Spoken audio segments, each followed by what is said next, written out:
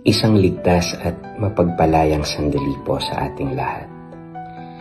Ngayong panahon ng undas, habang ang mga pamilya ay nagtitipon upang alalahanin ang kanilang mga yumaong mahal sa buhay, atin ding ginugunita ang ating mga kapulisang patuloy na nagbabantay at naglilingkod sa gitna ng paggunita ng sambayanan.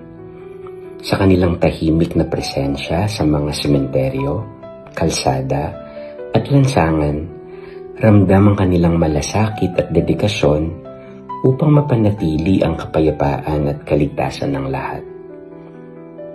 Hindi rin po natin dapat kalimutan ang mga pulis na pumanaw na, lalo na ang mga nag-alay at nagbuwis ng kanilang buhay alang-alang sa bayan.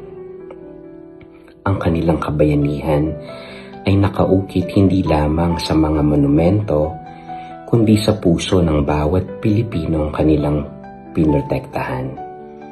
Ang kanilang sakripisyo ay patuloy na nagbibigay inspirasyon sa mga kasalukuyang tagasilbi ng batas na ipagpatuloy ang adhikaing maglingkod ng tapat, may dangal at may malasakit.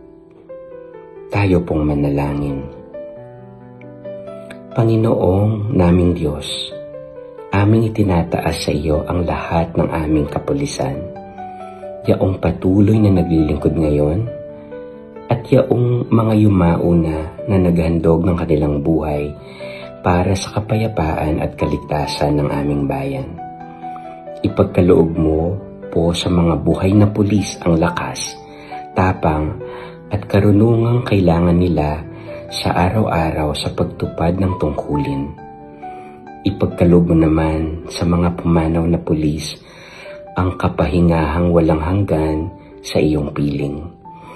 Naway ang kanilang kabayanihan ay maging ilaw at inspirasyon para sa amin, upang patuloy naming pahalagahan ang kapayapaang kanilang ipinaglaban.